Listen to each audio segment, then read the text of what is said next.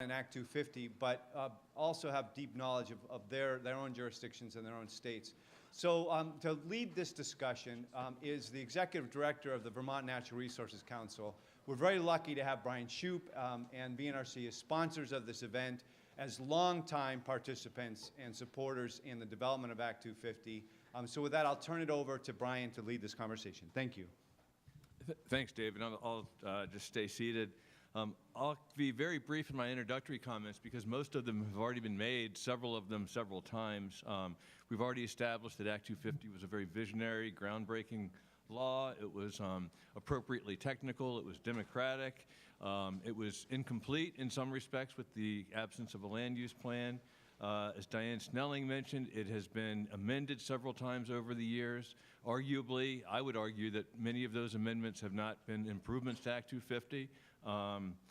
And we also have established that things have changed significantly. The role of state government in regulating environmental resources has expanded tremendously. The sophistication of municipal planning and land use regulation has grown in some communities, some parts of the state. And the whole fields of growth management, land use regulation, and environmental regulation have evolved quite a bit. So this is an appropriate time to take a hard look at Act 250 to see what its role should be moving forward in the future. And we are very fortunate to have some folks here from outside of Vermont who can maybe give us some advice and point us in the right direction in a couple of areas. So I'm not going to read their bios. They're very impressive. They're included in your meeting packet, but I'll just give a little bit of a brief introduction. To my immediate left is Dru Schmidt-Perkins, who has a long history with the Thousand Friends of Maryland and is the Vice Chair of Smart Growth America and is really one of the country's leading experts in smart growth, in land use planning, and the relationship between land use and transportation and environmental protection. We also have to her left Rob Sanford, who was a district coordinator for 9 years in Vermont in District 3, and then went on to become the chair of the Department of Environmental Science and Policy at the University of Southern Maine, where he teaches a variety of environmental policy and planning classes and issues. And then to his left is Josh Brower, who early in his career was hired by Peg Elmer as an intern at the Agency of Natural Resources and then actually helped staff the Coastal Commission that came up with Act 200 in the late 1980s. Josh went on to move out to Washington State, where he got a law degree and practiced land use and environmental law and chaired the Seattle Planning Commission for several years. So I'm really glad that they have this both inside and outside perspective that they can bring to bear. I'm going to ask them each the same question to maybe help us get a perspective from what other jurisdictions in the country are doing.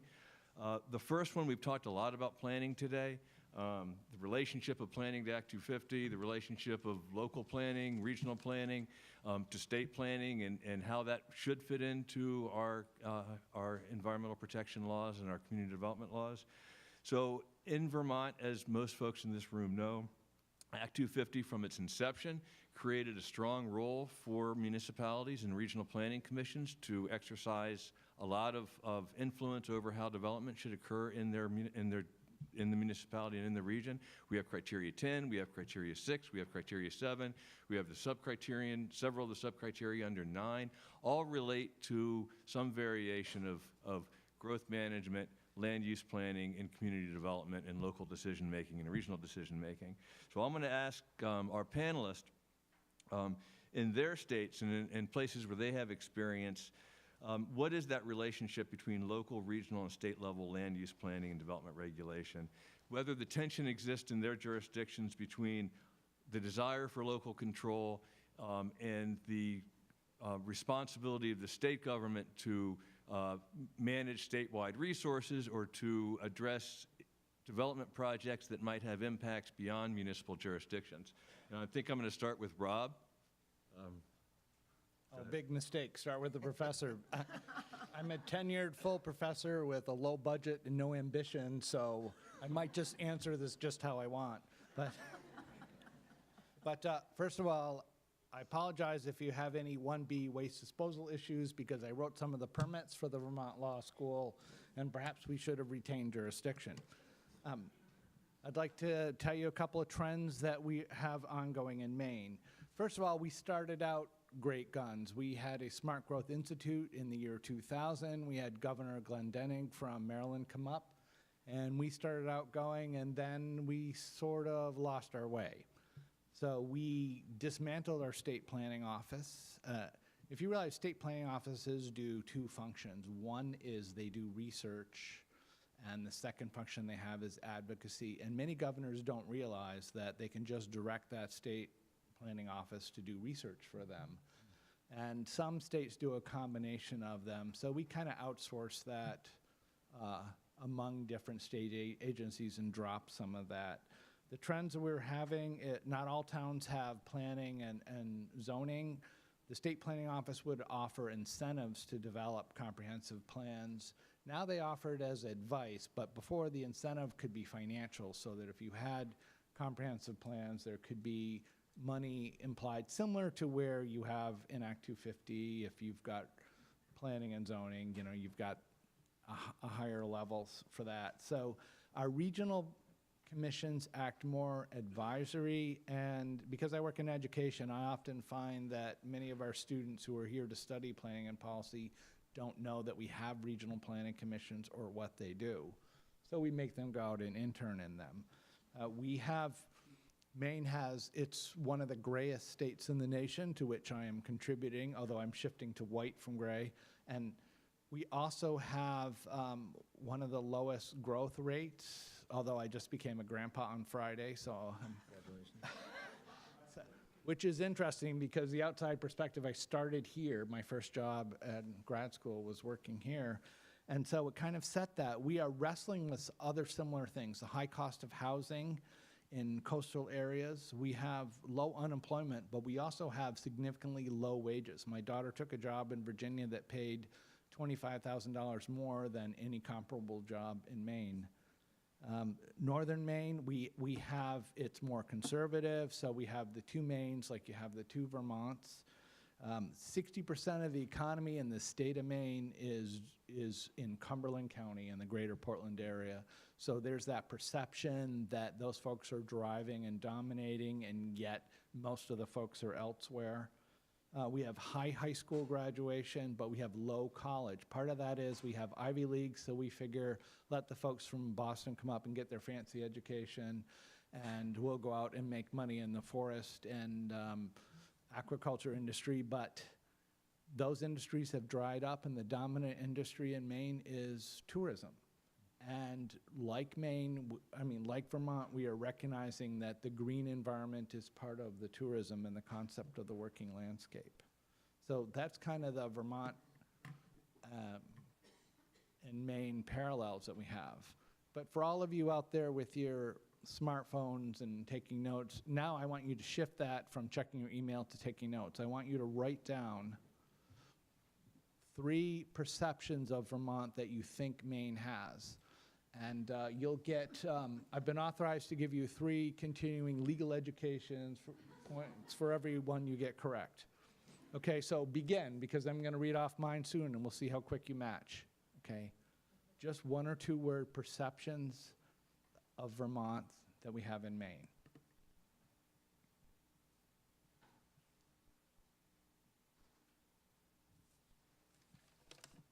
And I'll finish up on this. I mean, I got pages more material, and I'm going to need a whiteboard, everything else. But I want to quickly cover the assigned mission. Okay, are you ready? Okay, green. Does anyone have green? Raise your hand if you have green. Excellent. Okay, raise your hand if you have citizen involvement. Raise your hand and write citizen involvement, because you folks have no idea, if you haven't written that, how powerful that is and how known outside of the state having citizen involvement is.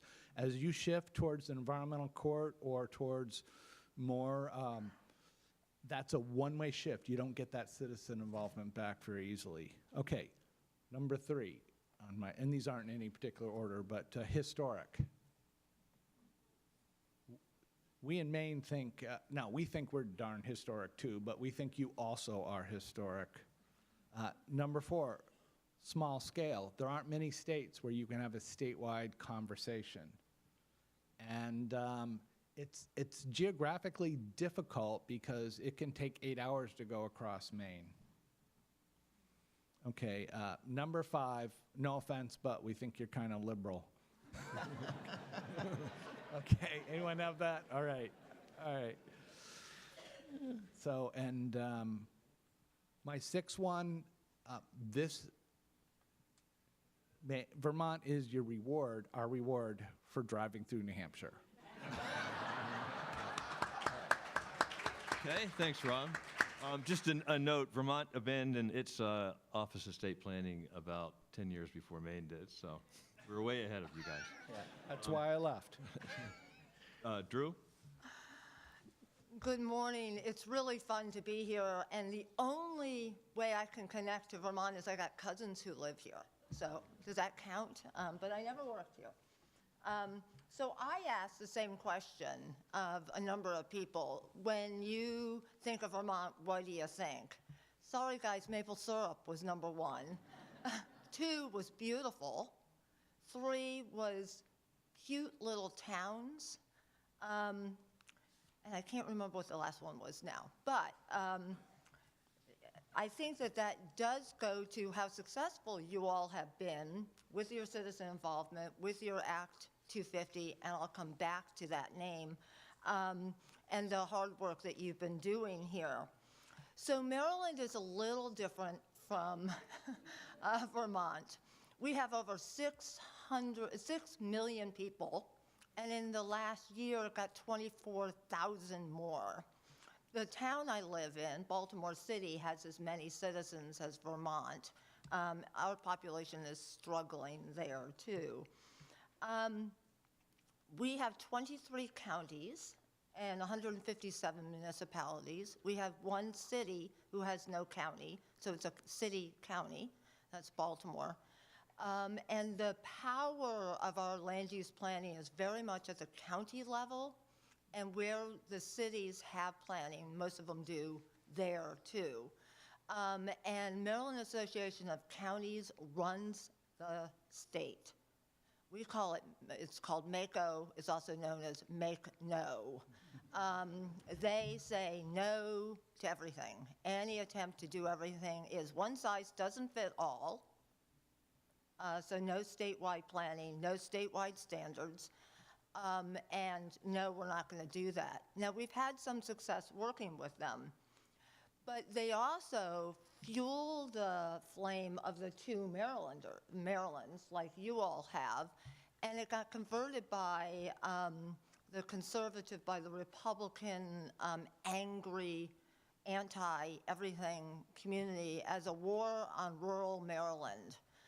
Anything that we were trying to do to protect the environment, to strengthen workplace laws, to do anything was a war on rural Maryland. And it really hurt the kind of conversation that we needed to have in Maryland. To be constantly accused when you're trying to actually work on things that would strengthen the economic engines in rural Maryland, to be accused of trying to fight them has been hard. The word we can never use in Maryland is regionalism. That's been banned. Virtually don't ever use it because of this strong local jurisdiction, local counties. The counties get to say, if they're not playing well with their neighboring counties, so be it. So we have counties that have planned their land preservation areas just beautifully and done the hard work, and right next door, right over the line, this imaginary legal line, is this the worst, sloppily, poorly planned, high-polluting, expensive to maintain development, which of course, all those people drive through the rural, preserved lands and the hard work that's been done in other places. So we are working on that issue and trying to figure out how do we unify. We have very strong local planning laws. Our comprehensive plan laws are very strong. A lot of requirements. They have to now update them every 10 years. It used to be 6. Nobody did them at 6 years. There was no accountability to actually do them. So we said, okay, 10 years, and this time we mean it. They have to be updated regularly. Those comprehensive plan laws do have to be linked and followed. It is actually, you're required, our comprehensive plans are laws, and this comes to this name. When we call something a plan, people think it doesn't, it's just a plan, you know? I had planned to work out this morning. A plan includes action steps. So so the names mean something, right? And so, you know, this is one of my sort of things is to say, well, why are we calling them plans? We need to have something that sounds a little bit more formal. But they are required then to have zoning and all the regulatories meet those plan goals. Because all our comprehensive plans say, we want everything to be beautiful and functional and lovely, and then we zone for 2-acre development and all sorts of other problems. But in Maryland, it is supposed to be aligned. We also are required to have a state plan. For 40 years, it's involved a stapler. We've taken the 23 local plans and we stapled them together. Under O'Malley, that changed. Governor O'Malley, Governor Glendenning is, of course, our great smart growth governor. You all have heard of him. And, you know, to the name bit, he said, why are we calling it growth management? Let's call it smart growth, because automatically our opponents are then for what? Dumb growth. So names matter. I mean, you know, hearing you all talk about Act 200, Act 250, you need nicknames, right? These criteria, number 9, means something to you all. However, you know, to involve more people, please, nicknames. We've talked about a mascot. On it, okay. That'd be the permit thrush.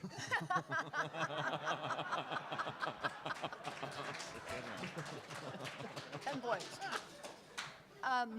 We didn't plan that. So under Glendenning, he elevated our planning agency to a state department and gave it real teeth. Governor O'Malley maintained that and made them provide incredible information and run roughshod over other agencies to do the right thing.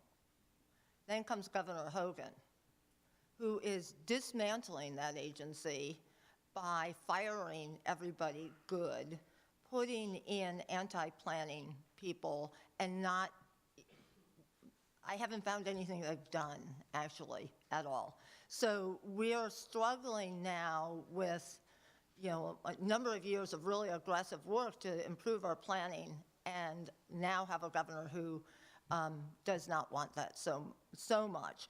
We're hoping that the sort of the stuff we have in the works and diving to the local level, we can protect more of this work. But if we have a second term of Governor Hogan, it's going to be much harder to do that. I think I'll leave it with that.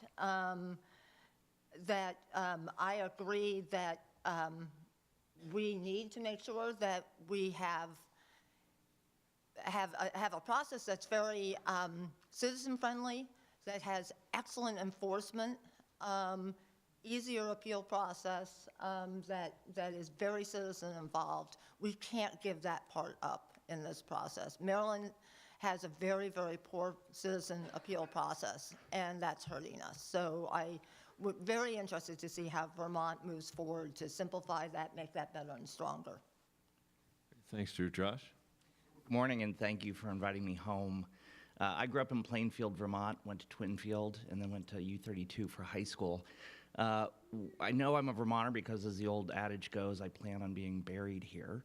I will tell you that I moved to Washington State about 28 years ago, planning to live there for 1 year, and then come back here, go to law school on the East Coast, and come back to Vermont and work, and I fell in love when I went to Washington, both with the state and my wife. And it's a great place to live. Two things happen when I tell people I'm from Vermont. Either they tell me that it's the most beautiful place they've ever been, and they wonder how it's remained so beautiful, or they say, what is Vermont? I literally had somebody say to me, is that a town in New York State? No, it's actually a state. I'm a land use planner by training, and I did intern with the Agency of Natural Resources. I was assistant to the state's land use attorney, so I actually helped process and write A&R permits on a weekly basis, and also defended the state's A&R decisions in front of the then growth board hearing boards. I was also asked to be a staff member on Governor Cunan's Growth Management Commission, working with Doug Costel, which was a true honor and really an eye-opening experience. One of the things I was asked to do when I was working with the Growth Management Commission was to study Vermont and Oregon's land use policies and provide that information to the commission as a model, a roadmap of what would be a good system for how to do land use regulation and planning in a state and on a statewide basis. And I did that. I actually wrote my honors thesis in college on that analysis. What I can tell you that's going on in Washington state is the worst possible combination that I could ever imagine as a land use planner and as a land use lawyer. Washington adopted its version of SEPA, which is a baby NEPA, State Environmental Policy Act, about the same time that Vermont adopted Act 250. SEPA is about 46 years old. And SEPA, like Act 250, requires that you fill out a checklist and you prove up some points. Used to be an easy form to fill out. Now it can stretch for hundreds, if not thousands, of pages with the technical reports that you have to prepare and submit along with it. And SEPA is done both at the local level, at the county level, and at the state level. Washington state is pretty unique. It's a huge state by comparison to Vermont. Since I moved there, over 2 million people have moved to Washington state. Seattle has more people than the entire state of Vermont has in it. And as you probably all heard, we have a little company called Amazon.com that has developed an office campus in downtown Seattle. Over the last 4 years, Amazon has brought 40,000 new jobs to downtown Seattle. So that's like taking a Burlington and putting another Burlington in downtown Burlington. So you can imagine the land use issues, the growth issues, the housing cost issues that have come along with it. What Washington state does is it has a state government, and the state has agencies like the Agency of Natural Resources, ours is called the Department of Ecology, but it also has very strong county governments, unlike Vermont. And so every county has a very robust, fully staffed county government. And then you have municipalities, and every municipality has its own municipal code. So you've got 3 layers at a minimum of regulatory action and jurisdiction in the state of Washington. Most of the action happens at the local level, at the city level or the town level. In my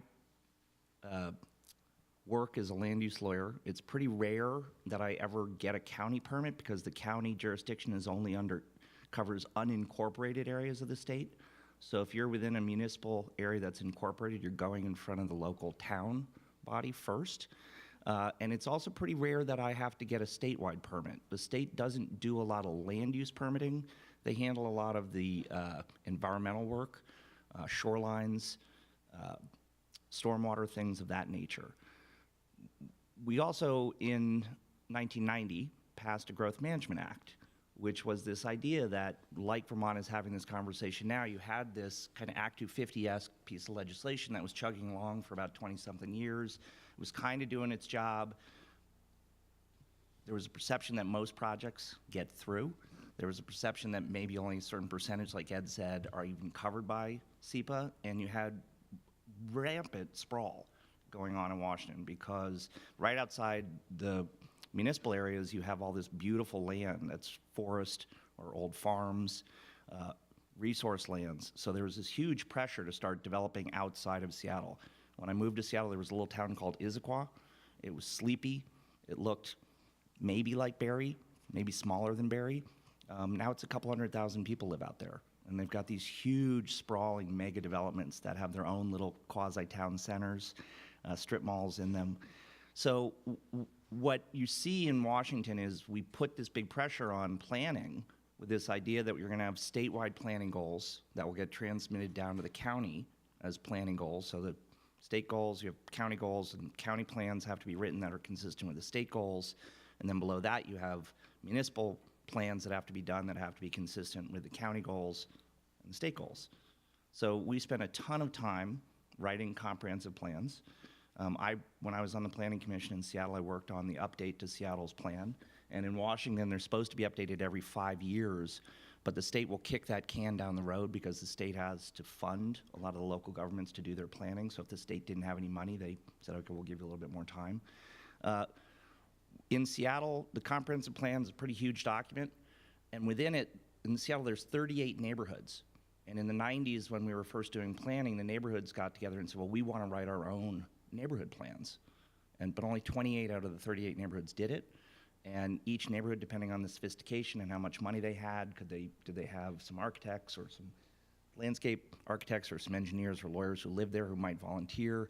So some neighborhood plans were very robust, others very thin.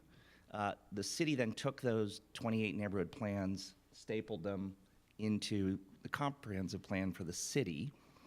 And then here's the best thing we do with it. We take all this amazing work and we put it on a shelf and we forget about it and we walk away from it.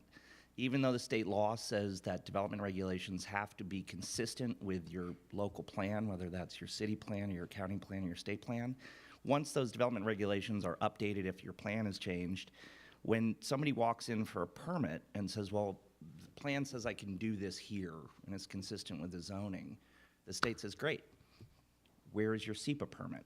Starts back at Act 250, essentially. And then says, well, did you get this other permit? And you might need a statewide permit for this. You might need a local permit for that. You might need a county permit for that.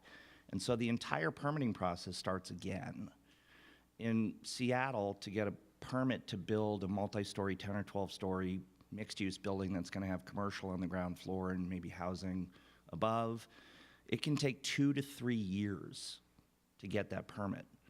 In Oregon, where Oregon puts all of its emphasis on planning, Oregon spends a ton of time, they put all their brain power into planning, and then their planning has teeth, and then they say, okay, we're going to take our plan, and if you want to do something, you have to look at the plan and prove that you're consistent with it and you're doing it in the right place. If you walk in Portland to get a permit to build that same 10 to 12-story building, in all of Portland except for one neighborhood, which is getting redeveloped and it's a hot neighborhood, it takes 3 months to get the permit. That in Seattle takes 3 years.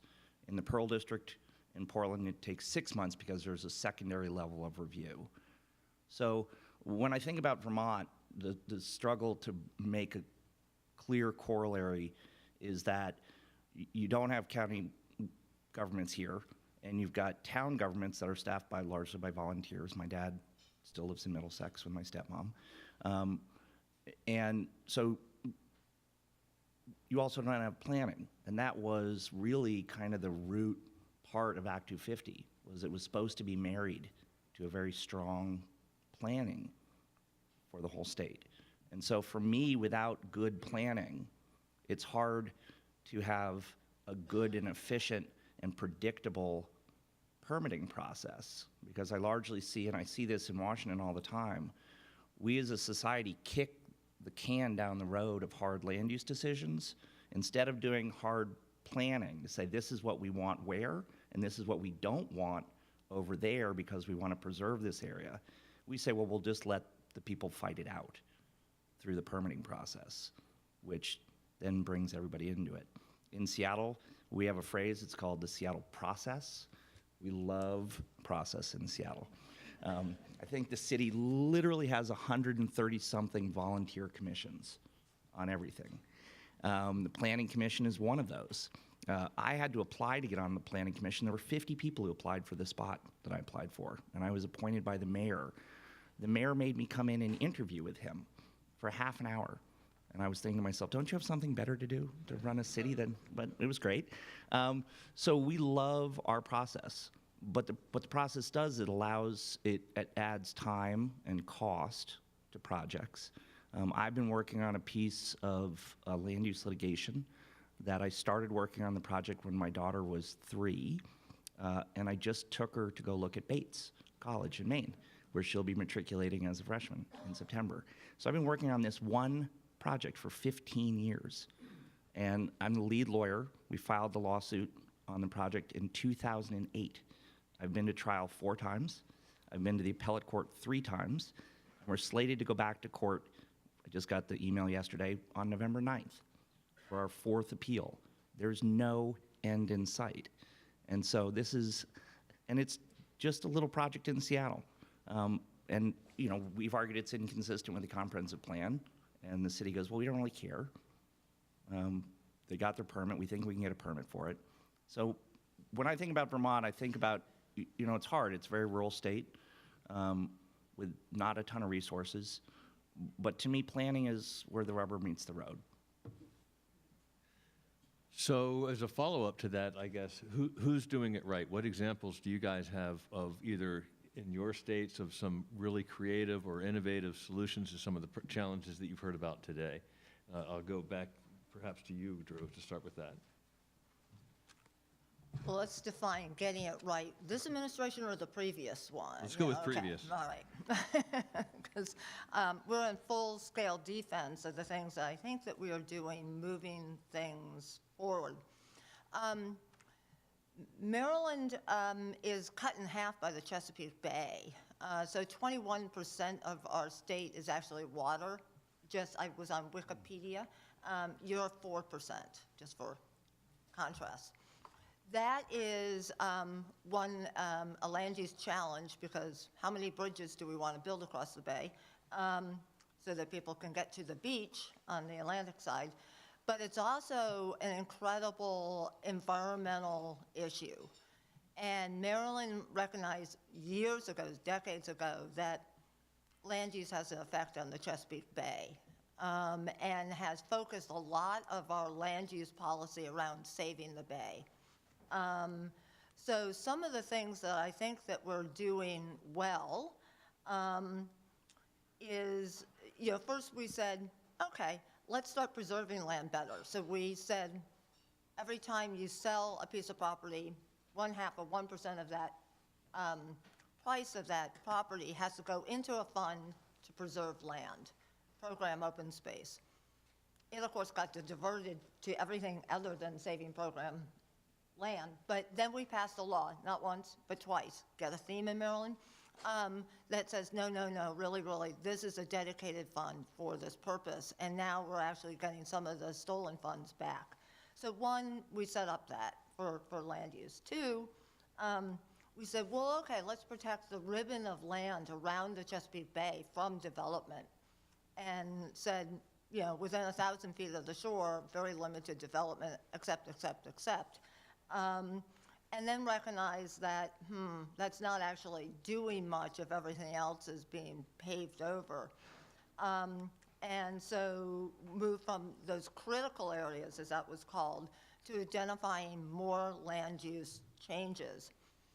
I think that one of the most innovative solutions that we have come up with involves septic systems. And I have ended up being this weird specialist in septics, and I relish the fight. Maryland said low-cost sprawling development is happening because it is low cost, and we've got to recognize that. And all our land use laws do not enough compete with cheaper development out there. So we have to start looking at what's driving it. One of the things that's driving it, it's cheaper to hook up to a septic system, $10,000 to put in the ground, than $30,000 to hook it up, house up to water and sewer. So let's make it harder to do septics. And we passed the infamous tier map, which says to every county, tell us where your water and sewer is, where it's going next. So tier 1's where it is, tiers 2 where it's going next. Tier 3 is low density, schlocky, poorly planned development on septics. And tier 4 is the areas you have designated for rural. And in the rural areas, you're no longer allowed to do major subdivisions on septics. And And so they changed the definition locally of what a major subdivision is, which had been 4 units or more, and they went to 7 units or more. We caught them in the act and squashed them down.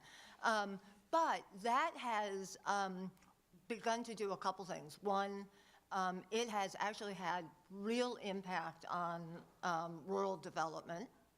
And 2, it began to link the impact of the individual house on the environment.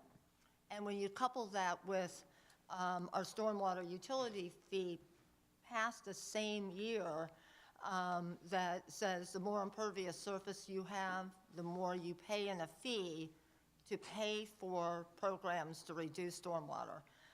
We've begun to sort of look at development issues and the environment. Of course, our current governor ran and won on fighting the rain tax, as he dubbed our stormwater fee. So,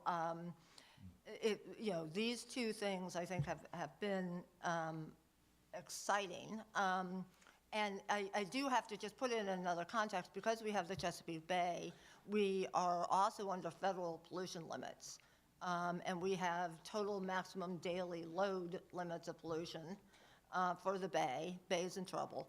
And so a lot of these things we're able to do against meeting those goals. But we, of course, any minute expect those goals to disappear because of Washington. So, that's an additional challenge we have in Maryland, but it's a challenge that we're trying to really work on and maximize in ways that help with both land use and directly with water quality.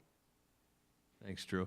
Just an aside, when a group of us met with the Vermont Senate President Pro Tem to talk about funding mechanisms for our water cleanup for Lake Champlain, he played us a rain tax commercial that your governor ran on his phone. We have, I'll give you our commercial. That would be good We to have a play really back. good one, yeah. Rob, so when you teach environmental policy, what are the good examples that you point to of communities or states, jurisdictions that are doing it well? Well, first I want to say that rain tax, that's a good example of naming that you were talking about. I mean, it also sounds like an Art Garfunkel song, but here's a couple things that Maine has done right. Very early on, we made our counties watershed-based. If you think about that, that's phenomenal because you can regulate based upon an actual environmental logic of watershed. The second thing we did was early on, we started looking at the question of sprawl, and we recognized the triangle of comprehensive plan, zoning, and subdivision, putting those 3 things into sync together, and that's through our state planning office and through using the regional planning commissions, which I say are largely advisory. The third thing we are doing is conversation about drivers. You need to be talking about drivers. For example, climate. Now, we environmental scientists don't even talk about climate change because we consider it a natural aspect of climate, so that mentioning it is just mentioning one particular thing. The first response to climate change, and I'm speaking as an environmental scientist, is insects. And the second response is disease brought by insects, because low-order species can move fast, reproduce fast. So you're going to see woolly adelgid and all these other things coming. So that second response of disease, malaria, will start working its way up. And the third response is going to be habitat ecological change as a result of that cascading effect. And the fourth response is going to be institutional response. And institutional response is largely going to be too late and after the fact. So we are already seeing change. Opossum kills are increasing in Maine. Now, the opossum, aside from pogo, is not a political animal. But they're just appearing more. They're a southern animal, and so that's an example of one driver. The second one is the shift to the service economy, which may have, like I say, parallels to Vermont. Continued recognition of the role of environment and environmental settings in the state economy. Decrease in regional authority due to decrease in regional resources. but the need for local planning. For example, how many of you realize that when Katrina hit, the Army Corps had filed a set of responses, well-developed plans, and that were sitting there, and an engineer had written them, but the parishes elected to spend that planning money in building bridges to floating casinos. And so there's an example of plans are not just abstract things, they're about taking action. And some of the other drivers are the increased need for federal, state, and local coordination. So Maine is working on that. We have an EPA Environmental Finance Center grant for that. We have an Institute for Climate Studies at Orono that's doing that. So there are a few things that Maine is doing that we can look forward to. And one of the things I'd like to encourage all of you here is to think about this as having some kind of smart growth institute or some kind of thing where you gather together periodically to do this. And so that we don't just talk about ideas, but we set forth some plans. Josh, you cited Oregon a couple times as being a good example. I guess, what is it about that what aspects of their planning program or their land use and development regulation system do you find good? I think the proof's in the pudding, and I think it also is reflected in Washington State as well. When you go to Oregon, most of their sprawl is contained. The communities are pretty compact, and they've done a good job of preserving their natural resource areas, whether it's ag land or forestry or mineral resources. As we were flying out yesterday, it was a beautiful day in Seattle, and you could see for forever the mountains were out. And what really struck me was you could almost physically see the urban growth boundary on the ground as you take off and you head east out of Seattle, because you move from a very dense populated area in Seattle to slightly less dense areas. You move east, and then when you get out to Issaquah and the foothills of the Cascade Mountains, pretty much all the urban sprawl stops right there. And what you see are a couple holdover communities that were these large-scale subdivisions that kind of slipped through and said, we'll go on to municipal sewer, we'll go on to municipal water, and we'll do these big contained communities that were outside the growth boundaries. We haven't seen one of those come through in the last 15 or so years in Washington State. And so what I think is working well is the work that was done in planning, and one of the main things that both Oregon and Washington do is they draw urban growth boundaries. And they say within this area, we're going to have density, and this is where the municipal services are, this is where sewer water is. And outside those boundaries, we're going to have rural development. I will tell you that in Washington State, they think rural is a 5-acre horse lot. Where I grew up, it means a compact town center with beautiful open space surrounding it, so I think it's a little bit backwards in Washington, but at least that's their idea, is that you have to have at least a 5-acre lot. You can't have 1-acre lots, because that's just kind of the spaghetti lots that were created under Act 250 long ago. So I think that's what's working well, is good planning that has good boundaries, and you don't push those boundaries, you don't move them all the time. Great. So we've got about another 10 or 15 minutes. I do want to let the audience have an opportunity to answer questions. I guess so I just ask one more. You've listened to this morning's talks. You have some experience with Act 250 in Vermont and planning. You have a good perspective from your work outside of the state. Kind of in a nutshell, as briefly as possible, what advice do you have for Amy and the Act 250 Commission and everybody here moving forward as we re-envision Act 250 for the next 50 years? And I'll start with you, Josh. I think it's a hard choice that Vermont has to ask itself. And to me, it goes back to the genesis of Act 250 and the fact that only half of it really got enacted. That the land use plan for the state was pushed aside because it's hard to make those decisions on where you draw the lines, because you're either inside that line or outside that line. And there are real economic benefits to being on either side of them, perceived or real, depending on it. So without good planning, I think Vermont's going to just keep kicking the can down the road of making land use decisions through litigation.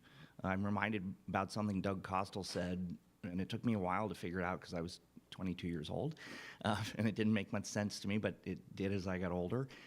Doug Costel said, there's powerful logic in the status quo. And I think Vermont right here and right now, you guys are struggling with, do we make some tweaks to Act 250 and go a little bit forward, go a little bit backwards? but essentially keep the status quo of just doing land use policy through incremental permitting and litigation? Or does the state really make the hard decision to do planning with teeth to it?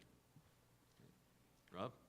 Okay, so the one thing I want to leave you with is this notion of creative tension. And there's a certain thing when you get too much stimuli, like what I call the Walmart effect. You go in there and you can't find anything, there's too much, and you just want to get out of there. And on the other hand, if there's not enough stimulus, you fall asleep. So you need something in between. So tension, a certain amount of tension is a good thing. And so, in fact, there's a whole theory called creative tension. And that's where you use adversarial things to tease out the answer. Not everything, things that are collaborative often come out from people from different positions. So the number one thing is to have a conversation, recognize that there are these tensions, like the two Maines, the two Vermonts, plans versus actions, planning versus zoning, ideal versus permittable, local versus state, visionary versus practical, strategic versus tactical, historical versus future. You get the idea. But think about those as tools that you can put together and use to solve problems. As soon as you stop having the conversation, you stop solving the problem. And that's why the citizen involvement is so powerful. Great, thanks. Drew? I'm going to pick up on the citizen involvement. We see this is feared. It can be shortchanged. In Maryland, there's a big fear of lawsuits willy-nilly if we give people standing, the right to sue. Citizen standing in Maryland virtually doesn't exist. And what happens instead when people are not fully engaged and have the opportunity all the way through and understand the process and know that people have their back and that it's fair, then people step away, people stop working on the hard projects, and that never wins. So continue to build this robust citizen involvement straight through the process, while at the same time, and here's the challenge, keeping it simple and fast. Everybody deserves to have things resolved in a reasonable amount of time. It's not okay to raise an entire child and maybe even fund their education on a single project. I mean... Funding is okay. Sorry.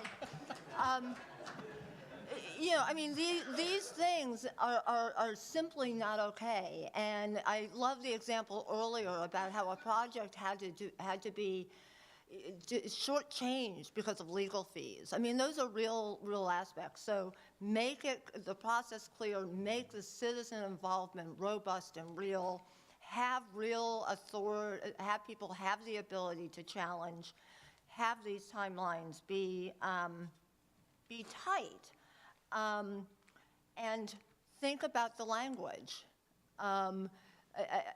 What you all are doing here is stunning, amazing. The results are incredible.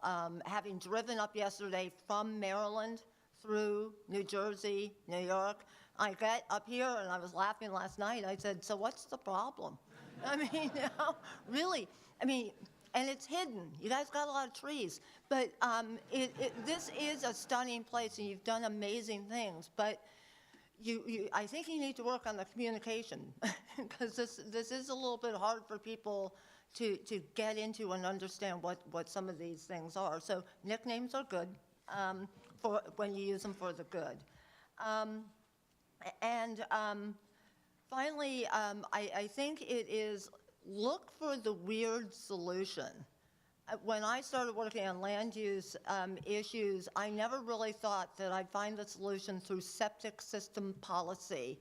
But we were forced to sort of go to a different direction and look for what was the driver, what was the unusual thing, how could we come at stuff from another point of view, and another strange reason to get the outcome that we wanted. So look for those opportunities. Thanks. I want to make sure we have a chance for anybody to ask questions. Annette? So Josh, I have a question about Oregon.